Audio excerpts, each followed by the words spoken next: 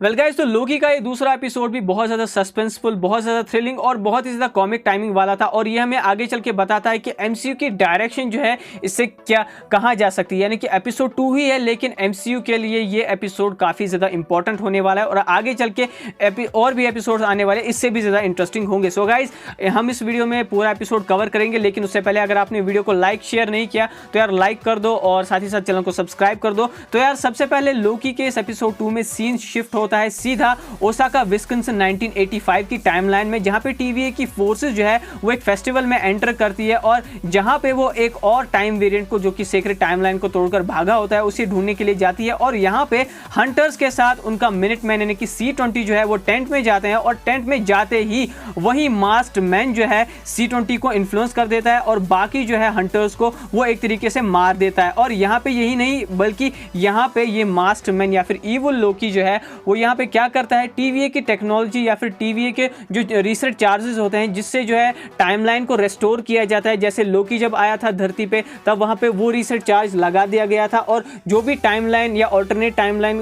Nexus create हुआ था वो जो है उस वजह से डिस्ट्रॉय होती थी और वही रीसेट चार्ज जो है वो इविल लोकी अपने साथ लेके वापस चला जाता है और साथ ही में वो ले जाता है C-20 यानी मिनटमैन को अपने साथ। वो किसके लिए, वो एक बहुत ही मिस्टीरियस डिटेल जो है उसके अंदर से निकालने के लिए। अब वो डिटेल क्या है वो हम आगे चल के डिस्कस करेंगे, लेकिन यहाँ पे इसके बाद सीधा सीन शिफ्ट होता है जहाँ पे हमारे लोकी जो है वो लेक्चर ले रहे होते हैं मिस मिनट से, जहाँ पे उनको बताती है कि टीवीए किस तरीके से काम करता है, किस तरीके से टीवीए की फंक्शनिंग है और किस तरीके से टीवीए की टेक्नोलॉजी काम करती है। लेकिन यहाँ पे उनके बीच खट्टी मीठी नोक-झोंक चलती रहती है, जैसे जार्विस के बीच में या फिर फ्राइडे के बीच में यहाँ पे टोनी स्टार्क के साथ केमिस्ट्री नहीं होती है, वैसा ही कुछ यहाँ पे हमें इस एआई कम लाइवली थिंग के बारे में देखने को मिलता है लोकी के साथ। लेकिन इसके बाद जब यहाँ पे टीवीए के फोर्सेस को और मोबियस को ये पता चलता है कि एक्चुअली में 1985 में फिर से मिनटमैन का गायब होना या फिर जो है उनके हंटर्स का मर जाना जो है वो उसके लिए इविल लोकी फिर से रेस्पॉन्सिबल है, तो वो उसी क्राइम सीन के ऊपर जाने वाले होते ही है। लेकिन इस दौरान जो है पूरे रास्ते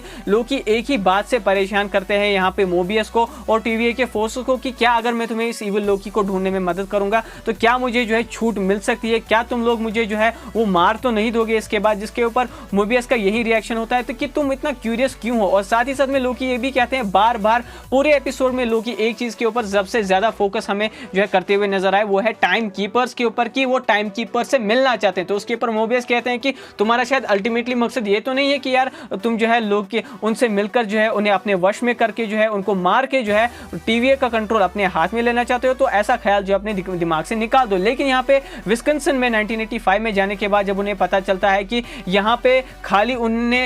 हंटर्स को या फिर टीवीए के फोर्सेस को मारा ही नहीं है इविल लोकी ने, बल्कि वो अपनी टेक्नोलॉजी या फिर टीवीए की टेक्नोलॉजी भी जो है कलेक्ट करता जा रहा है। और ये पहली बार नहीं है जब उसने रीसेट चार्ज चुराया है यहाँ पे टीवीए फोर्सेस के हाथ से, बल्कि यहाँ पे जो है उस ये चीज़ जो है पहले भी हो चुकी है। जितने भी टीवीए फोर्सेस मरे हैं उनसे जो है धीरे धीरे उसने टाइम या फिर रीसेट चार्ज जो है वो कलेक्ट किए हैं। लेकिन इसके बाद यहाँ पे लोकी जो है बहलाने फुसलाने की कोशिश करता है टीवीए के मेंबर्स को, जहाँ पे उनसे कहता है कि अगर तुम लोग इस टेंट के बाहर निकले तो यहाँ पे इविल लोकी तुम्हें धर दबोचेगा या फिर वो तुम्हें मार देगा। लेकिन एक बार को तो यहाँ पे मोबियस डिस्ट्रैक्ट हो जाते हैं उनकी बातें सुन के, क्योंकि ऑफकोर्स गॉड ऑफ मिस्टीफ उन्हें यूं ही नहीं कहा जाता। लेकिन उसके बाद से मोबियस को रियलाइज होता है अरे यार मैं तो फंसने वाला था, बल्कि ये तो मुझे बेवकूफ़ बना रहा है। जिसके बाद जो है अपनी टाइमलाइन में वापस जाके मोबियस मिलते हैं यहाँ पे टीवीए में रेनोवा रेंसलियर से, जहाँ पे उन्होंने ये वही जज है जिन्होंने यहाँ पे लोकी को जज किया था और क्या गजब बेइज्जती की थी पहले एपिसोड में भरे कोर्ट में लोकी की। तो यहाँ पे वो उनसे कहती है कि तुम लोकी पे खामखाई इतना भरोसा कर रहे हो, बल्कि वो भरोसा करने वाली चीज़ ही नहीं है, लेकिन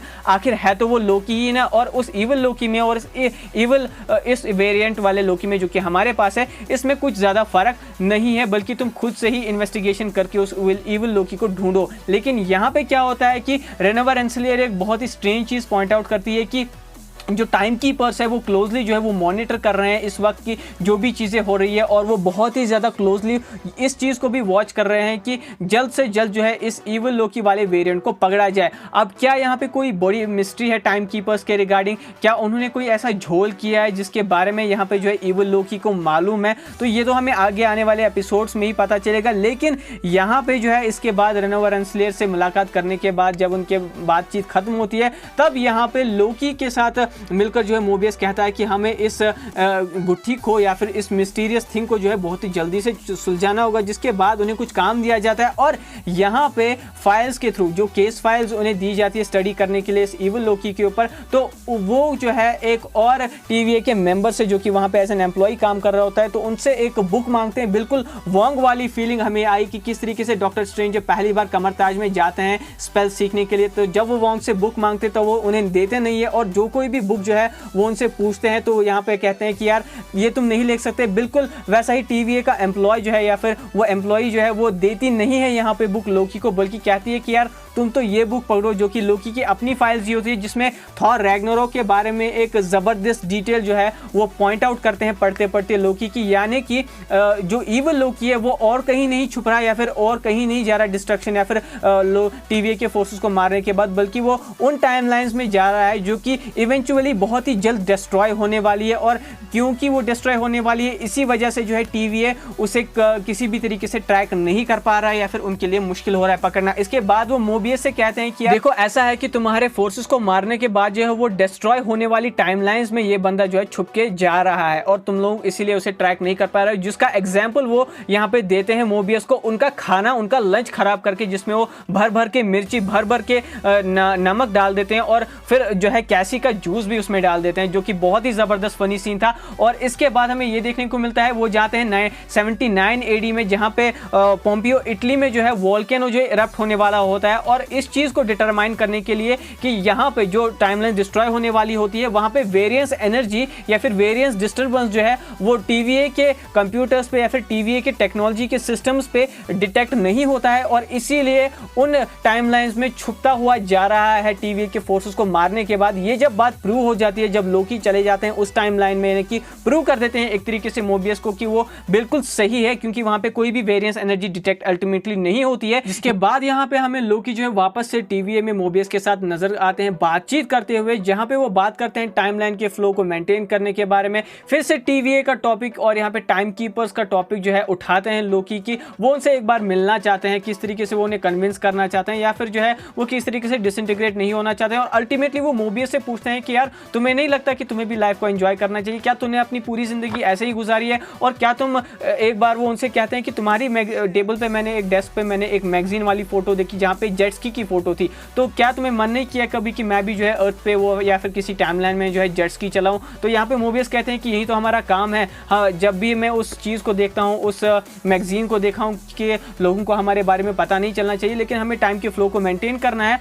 तो यहाँ पे कहीं ना कहीं जो है चीज़ें हमेशा से सही ऐसे ही चलती आ रही है और यही चीज़ हमें मोटिवेट करती है। लेकिन सबसे इंपॉर्टेंट बात जो इसमें यहाँ पे लोकी पॉइंट आउट करते हैं कि वो कहते हैं कि यहाँ पे कोई भी चीज़ हमेशा के लिए हमेशा से बुरी नहीं होती है और कोई भी चीज़ जो है हमेशा से हमेशा अच्छी ही नहीं रहती है। और ये इशारा होता है यहाँ पे लोकी का टाइम कीपर्स के लिए, क्योंकि यहाँ पे मोबियस कहते हैं कि टाइम कीपर्स का हमेशा से ही यही मकसद है या फिर वो काम क्या करते हैं, वो इतने बिजी क्यों है, क्योंकि यहाँ पे वो पॉइंट आउट करते हैं कि कहाँ पे यूनिवर्स में क्योस है, किस तरीके से जो है क्योस क्रिएट करने की कोशिश की जा रही है डिफरेंट वेरिएंट्स की तरफ से या फिर डिफरेंट नेक्सस या फिर मल्टीपल क्योस वाले टाइमलाइंस क्रिएट को पॉइंट आउट करते हैं यहाँ पे यही वाली चीज़ें। तो इसी के ऊपर ये सारी अच्छी बुरी चीज़ वाली चीज़ जो है वो लोकी बोलते हैं, जिसके ऊपर कहीं ना कहीं एक डीप मीनिंग हो सकता है, यानी कि जो इस वक्त TVA में अंदर जो कंफ्यूजन चल रहा है या फिर मिनटमैन्स मर रहे हैं उसके पीछे कहीं ना कहीं शायद से जो है टाइम कीपर्स को रेस्पॉन्सिबल ठहरा रहे हैं यहाँ पे हमारे लोकी भैया। तो यहाँ पे अल्टीमेटली क्या होता है कि एक क्लू दिमाग में आता है यहाँ पे मोबियस के कि